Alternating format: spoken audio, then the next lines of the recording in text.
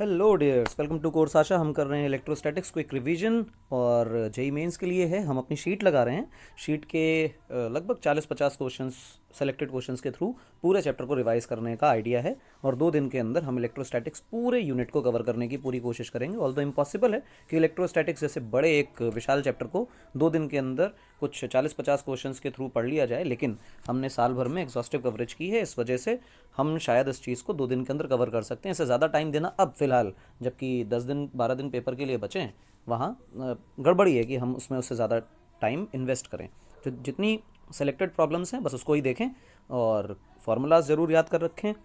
ज़रूर से ज़रूर डायग्राम के साथ फार्मूला केस वाइज याद करके रखिए, वही आपको पेपर में काम आने वाला है। डेली सुबह उठ के फार्मूला याद करिए, जो नहीं करेगा पेपर अच्छा नहीं जाएगा। है 43rd नंबर क्वेश्चन, शुरुआत हम लोग करते हैं अपनी। 43rd नंबर क्वेश्चन देखें क्या कह रहा है। क्वेश्चन कहता है an electric dipole is placed in electric field generated by a point charge. तो सबसे पहले आप एक बना लीजिए पॉइंट चार्ज, और पॉइंट चार्ज जैसे ही आपने बनाया वैसे ही इसकी इलेक्ट्रिक फील्ड लाइंस आपको तुरंत दिखाई दे जानी चाहिए कि रेडियली आउटवर्ड स्फेरिकली सिमेट्रिक। ठीक है ना, मैं थोड़ा सा इसको और ऊपर कर देता हूँ तो कुछ ऐसी इलेक्ट्रिक फील्ड लाइनें बन जाएंगी, और जैसे जैसे आप चार्ज से दूर जाते चले जाओगे वैसे वैसे इसकी जो इलेक्ट्रिक फील्ड लाइंस हैं वो एक दूसरे से डाइवर्ज हो रही हैं, यानी कि इलेक्ट्रिक फील्ड इंटेंसिटी घट रही है जैसे जैसे हम चार्ज से दूर जा रहे हैं। नॉट एन इशू, ये तो हमें पता है। सवाल पूछा जा रहा है the net electric force on the dipole moment, dipole must be zero. पहली बात है कि ऐसा हो नहीं सकता कि नेट इलेक्ट्रिक फोर्स डाइपोल पे ज़ीरो हो जाए, क्योंकि जो इलेक्ट्रिक फील्ड है अगर आप देखो तो इलेक्ट्रिक फील्ड का formula K Q by R square है, and electric field is inversely proportional to R. और डाइपोल चाहे जितना छोटा ले लो, अगर ये सेपरेशन बदल रहा है, एक चार्ज यहाँ होगा एक चार्ज आगे होगा, अगर मैं इस तरह भी इस ओरिएंटेशन में भी ले लूँ तो इस पर फोर्स कुछ और है, इस पर फोर्स कुछ और है। मान लो ये माइनस है और ये प्लस है, तो इस पर फोर्स इधर Q इंटू ई और इस पर फोर्स इधर Q इंटू ई प्राइम की वैल्यू छोटी है, तो हम कहेंगे नेट फोर्स तो आने वाली है। तो पहला ऑप्शन तो गलत है। दूसरा देखें, net electric force on the dipole may be zero, never can never be zero, गलत बात है, दूसरा ऑप्शन भी गलत है।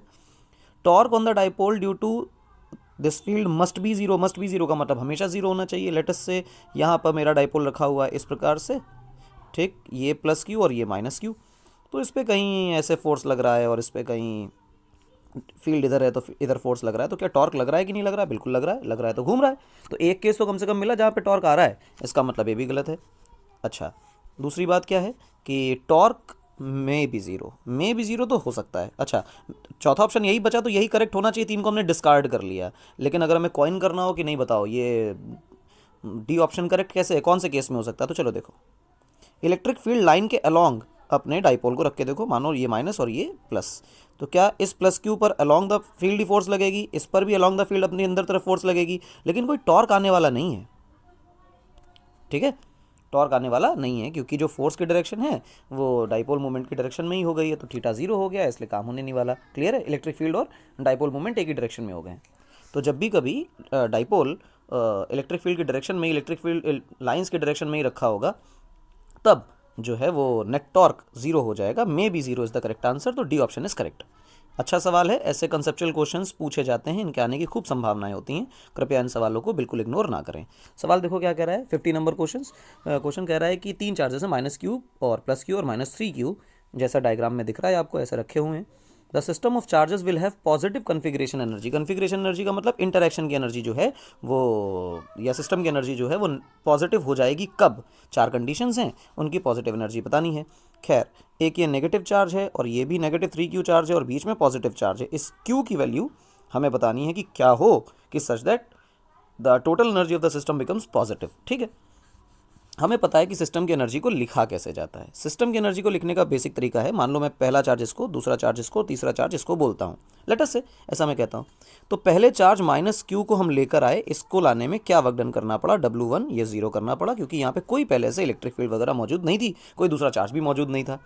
लेट अस से कि हम यहाँ पे -3Q को उसके बाद लेकर आए। इस 3Q को लाने पर ये 2L दूरी है, इधर 2L लिख देता हूँ, तो इसको लाने में कितना वर्कडन करना पड़ा होगा? तो W2 में ये कह सकता हूँ कि जो वर्कडन करना पड़ा होगा वो वर्कडन करना पड़ा होगा potential generated due to minus Q इस जगह पर, इनटू 3Q वो भी माइनस का। तो मेरा वर्कडन आ जाएगा K into minus Q by 2L into minus का 3Q। This is the work done, simple है।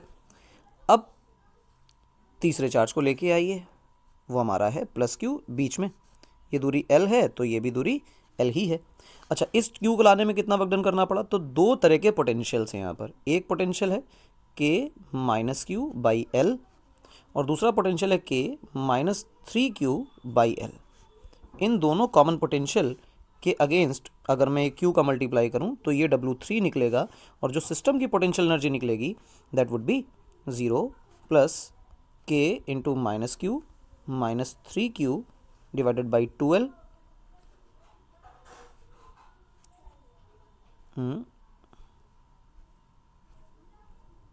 ये करो भाई पहले तो, क्योंकि कंट्रोल इसका ख़राब हो रहा है। खैर, plus Q into K into minus Q by L plus K into minus का 3Q बाई L, ये सिस्टम की पोटेंशियल एनर्जी बन गई। अब जो पोटेंशियल एनर्जी टोटल बनी उसको बड़ा होना पड़ेगा ज़ीरो से, तो सॉल्व कर लीजिए इसको। चलिए सॉल्व करते हैं। माइनस माइनस प्लस हो गया तो 3 बाई, ये तो L था शायद, 2 लिख दिया मैंने, 2L है, 3 बाई 2L और यहाँ बन गया बेटा आपका Q स्क्वायर प्लस, आप अंदर जोड़िए देखिए क्या बना, माइनस KQ बाई L और उसके बाद क्या बना ये माइनस 3KQ बाई L।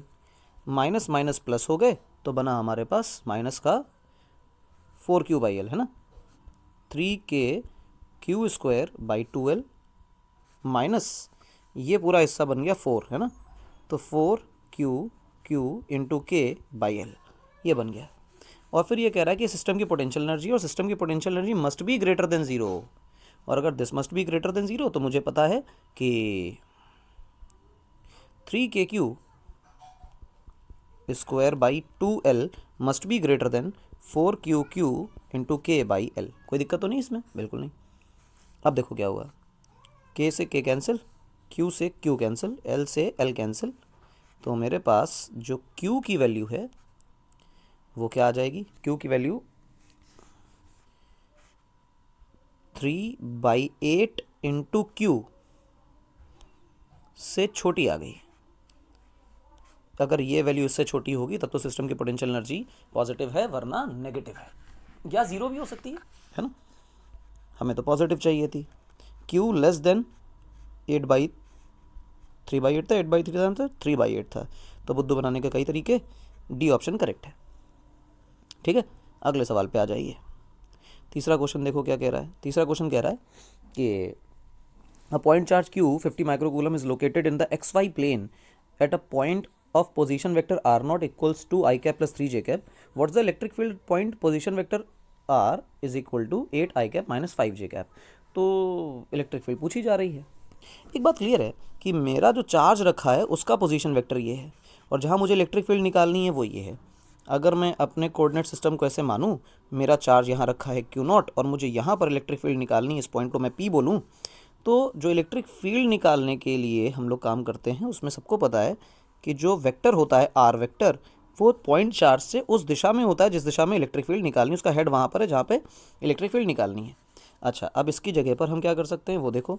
सबसे पहले क्या करो, R1 वेक्टर बनाओ, और फिर क्या करो, R2 वेक्टर बनाओ, और फिर कहो कि R2 vector minus R1 vector बराबर R वेक्टर, और यहीं से अपना आंसर आ जाएगा। तो R1 वेक्टर कौन है, हमारे चार्ज का पोजीशन वेक्टर। R2 वेक्टर कौन है, जहाँ पर हमें इलेक्ट्रिक फील्ड निकालनी है। तो जो R वेक्टर के मॉड की वैल्यू आ जाएगी वो आ जाएगी under root x1 minus x2 का whole square plus y1 minus y2 का होल स्क्वायर, यानी कि 8 माइनस 2 का होल स्क्वायर प्लस -5 माइनस 3 का होल स्क्वायर। ठीक, आगे देखो क्या स्टोरी बनी इसकी, 6 का स्क्वायर प्लस 8 का स्क्वायर। अब इसको तो -8 का स्क्वायर भी कर सकते हो, बनना तो वही है। 36 प्लस 64 का रूट बिकम्स 100 का रूट, और ये वैल्यू आ गई बेटा आपकी 10। ठीक, अब इलेक्ट्रिक फील्ड की बातें पूछी जा रही हैं। Electric field is nothing but KQ by R squared. अब KQ बाई आर स्क्वायर होता है, K की वैल्यू कितनी होती है, 9 इंटू 10⁹। Q की वैल्यू सवाल में दे रखी है माइक्रोकूलम्स में, शायद 50 माइक्रोकूलम, कोई बात नहीं, रख दीजिए 50 माइक्रोकूलम। 50 इंटू 10⁻⁻⁶ कूलम में कन्वर्ट हो गया, SI में लेके आ गए। और R की वैल्यू ये है, और R का आपको क्या करना है, R का आपको करना है स्क्वायर, यानी कि 100। ठीक है, solve it by your self and get the result. चलो कर भी लेते हैं क्योंकि आंसर भी मैच करना है, तो 2 मिनट का काम है, करते हैं। देखो 10⁻+9 10⁻⁻⁶, इन दोनों को आप ख़त्म कर दीजिए और लिखिए 10⁻+3। इसको आप ख़त्म कर दीजिए तो आपके पास बचा सिर्फ 10। 9 और 5 45 0, और ये एक और 10, ये वोल्ट पर मीटर, 4500 वोल्ट पर मीटर इज़ द आंसर। देखो भैया कहीं लिखा है क्या, 4500 वोल्ट पर meter, D is the correct option. ठीक, आगे बढ़ जाइए चौथे सवाल की तरफ। सवाल आपको कहा जा रहा है, two equally charge small balls placed at a fixed distance experience a force F. ठीक है, दो इक्वली चार्ज बॉल्स हैं, मान लो एक बॉल ये है, एक बॉल ये है। छोटी बॉल्स मानिए इनका रेडियस नेग्लिजिबल है, ये किसी दूरी पर हैं, लेटस से r दूरी पर हैं, और फिक्स हैं, मतलब इनको निकाला नहीं जा सकता, भगाया नहीं जा सकता, तो मैं इनको यहाँ पर फिक्स कर देता हूँ, ये ऐसे। और जो इन पर फोर्स लग रही है, रिपल्सिव और अट्रैक्टिव वटेवर, मैं इसमें रिपल्सिव का डायग्राम बना दे रहा हूँ, पर ऐसा बोला नहीं है। इक्वली चार्ज स्मॉल बॉल्स हैं तो फिर रिपल्सन ही होना है। The similar अनचार्ज ball after touching one of them is placed at the mid point of the two balls, the force experience by this ball is. एक आइडेंटिकल बॉल है, पहले इसको touch कराई गई, टच कराने के बाद उसको मिड पॉइंट पर रख दिया गया, और फिर पूछा गया कि बताओ इस बॉल पर कितना फोर्स लग रहा है। बताओ भाई क्या लगेगा।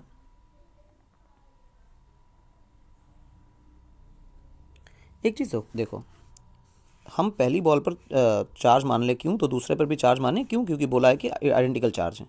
तो जो पहले फोर्स थी उसकी वैल्यू थी KQ²/R²। ठीक है, अब सुनो, जब हम टच करेंगे एक थर्ड बॉल को,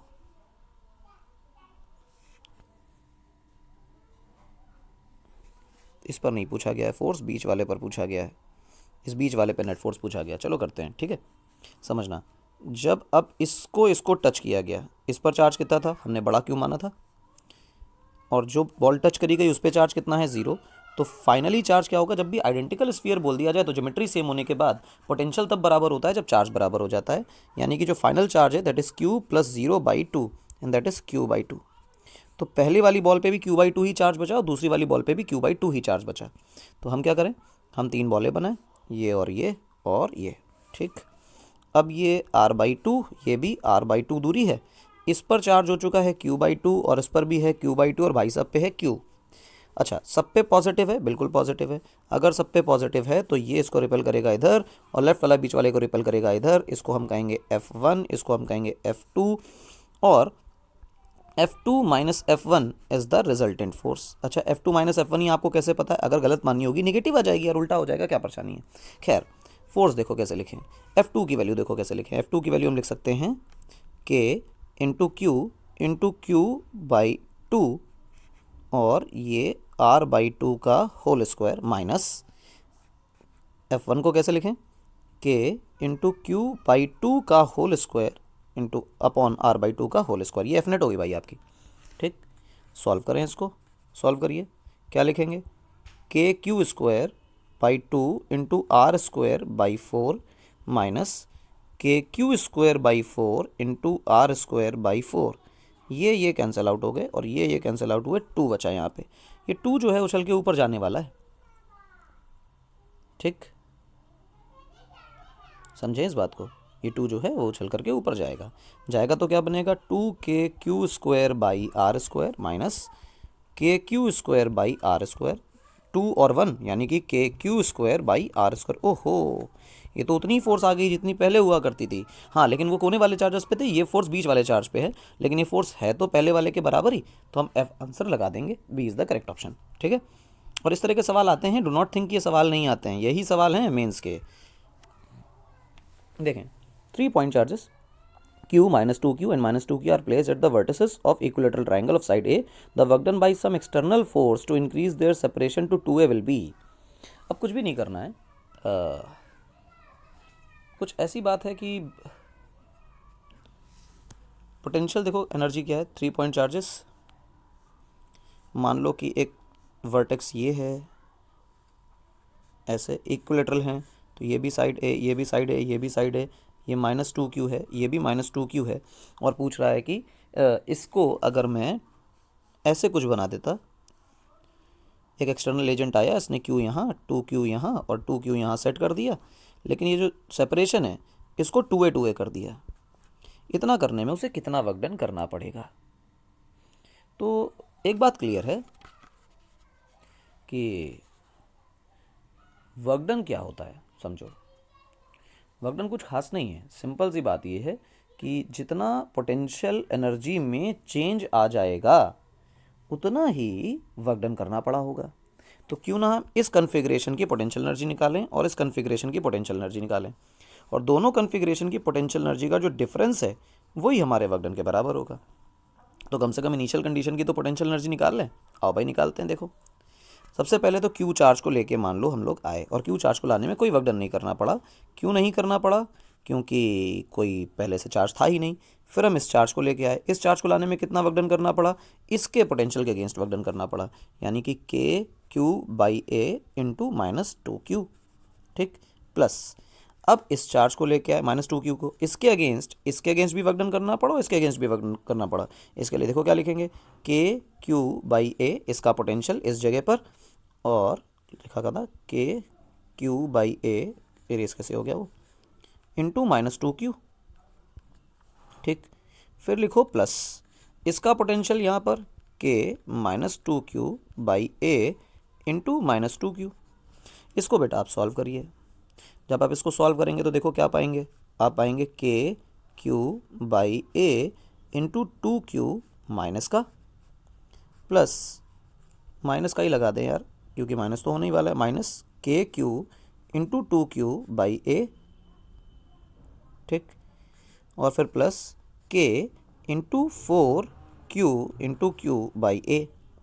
ये देखो माइनस है, ये भी माइनस है, और दोनों जुड़ जाएंगे तो क्या बनने वाला है, 2 का बन जाएगा 4 के Q Q by A, plus ये माइनस का है 4 के क्यू क्यू बाई ए। ओहो, सटाके से 0 हो गया, बहुत बढ़िया। अब गौर से देखो, इसमें तुमको एक चीज़ देखने को मिली कि अगर ये ए की जगह 2a होता, 3a होता, 4a होता, क्या फ़र्क पड़ता है? जो टोटल पोटेंशियल एनर्जी निकलने वाली है वो तो 0 ही है, कन्फिग्रेशन ही ऐसा है। तो अगर मैं इसकी जगह 2a लिख लेता तो क्या फ़र्क पड़ता? कोई नहीं, यानी कि इस सिस्टम की जो पोटेंशियल एनर्जी है वो 0 है। तो इसी प्रकार से इस सिस्टम की जो पोटेंशियल एनर्जी है वो 0 है, और अगर मैं दोनों सिस्टम की पोटेंशियल एनर्जी का डिफरेंस निकालने की कोशिश करूं तो वो हो जाएगा 0, यानी मुझे कितना वर्क डन करना पड़ेगा? वो करना पड़ेगा 0। ठीक है, अगला सवाल देखें, सुंदर अच्छा प्यारा सवाल है। देखें, two figure shows two conducting thing concentric shells of radius r and 3r, अंदर वाली r और बाहर वाली 3r। ठीक है, कंडक्टिंग है। The outer shell carries a charge q, तो भाई साहब पे चार्ज है मान लो छोटा q लिखा हुआ है इसमें, तो हम मान भी लेते हैं, कोई बुराई नहीं मानने में, है ना, किताब की सब बात तो माननी है। आगे देखो, अंदर वाला न्यूट्रल है। द अमाउंट ऑफ चार्ज, अच्छा अंदर वाला न्यूट्रल है, ठीक, हमने न्यूट्रल लिया है, लेकिन गौर से देखो अंदर वाले को अर्थिंग कर रखी है। ये क्लोज कर दोगे तो अर्थिंग हो जाएगी अंदर वाले की, और अर्थिंग होते ही क्या होने लग जाएगा? चार्ज फ्लो करने लग जाएगा। क्यों? क्योंकि अर्थिंग करते ही अर्थ का पोटेंशियल कितना है? 0, तो अंदर वाले का पोटेंशियल कितना हो जाएगा? 0 होना ही पड़ेगा, क्योंकि अर्थ जिससे भी जुड़ जाता है उसका पोटेंशियल 0 कर देता है। अर्थ की खास बात यही है अर्थिंग की।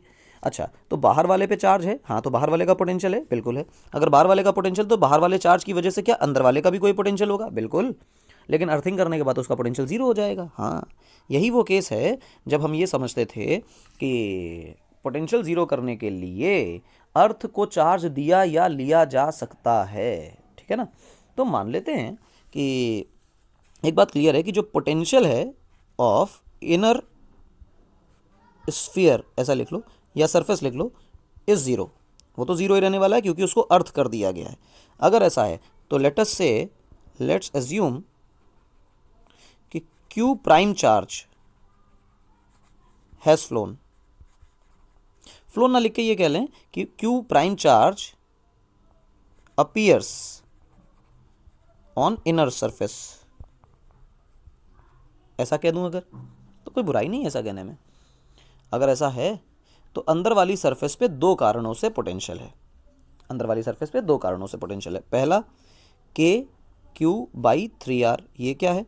बाहर वाला स्फीयर, बाहर वाले स्फीयर के सरफेस पे क्या पोटेंशियल होगा, के क्यू बाई 3r, और जितना उसके सरफेस पे पोटेंशियल होगा उतना ही उसके अंदर के सारे रीजन पे होगा, तो वो के क्यू बाई 3r लिख दिया। प्लस कितना चार्ज आ गया अंदर वाले स्फीयर पे, हमने माना दैट इज के क्यू प्राइम बाई आर, है ना, तो ये पोटेंशियल बन गया अंदर वाले की वजह से। अब दोनों को मिलाकर के पोटेंशियल जीरो होना चाहिए क्योंकि हमने अंदर वाले स्फीयर को अर्थिंग कर रखी है। तो K Q prime by R that is equal to minus times K Q by 3r, के ने के को निपटा डाला, तो क्यू प्राइम की जो वैल्यू है that comes out to be minus Q by 3r, R बड़ा लिखना था, इंटू आर। ये नेगेटिव चार्ज आ गया। अच्छा ध्यान रखना कि this is not the charge flown, हमने माना है कि ये वो चार्ज है जो सरफेस पे है।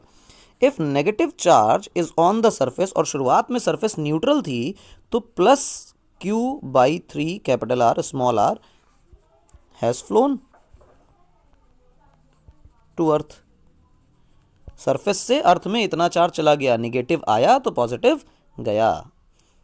आज के सेक्शन का आखिरी क्वेश्चन देखें, 7वां सवाल। The solid conducting sphere having a charge Q is surrounded by unchanged concentric conducting hollow spherical shell. ठीक है, कोई दिक्कत नहीं इसमें। सॉलिड कंडक्टिंग स्फीयर है, उस पर चार्ज क्यू है, उसको सराउंड कर दिया गया है एक uncharge concentric conducting hollow spherical shell से। ठीक है, the potential difference between the surface of solid sphere and that of the outer surface of the hollow sphere is V. The shell is now given a charge minus 3q. The new potential difference between the same two surfaces will be। देखो क्या कह रहा है, सवाल सबसे पहले समझो।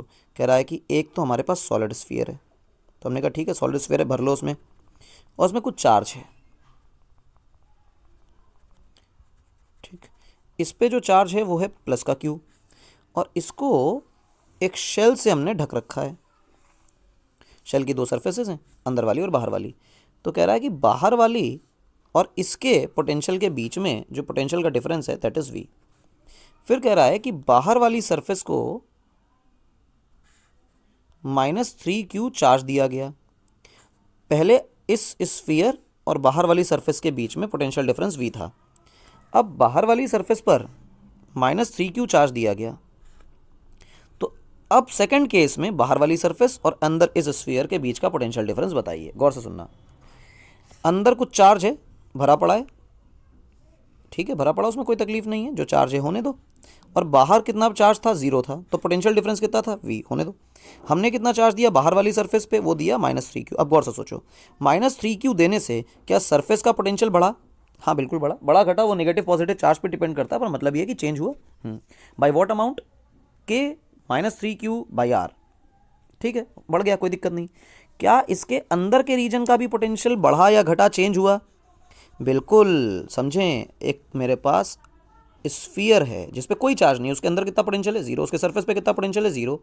Let us से कि हमने उसको चार्ज दिया Q, and now we ask कि सरफेस पे कितना पोटेंशियल है, आप कहोगे के क्यू बाई आर।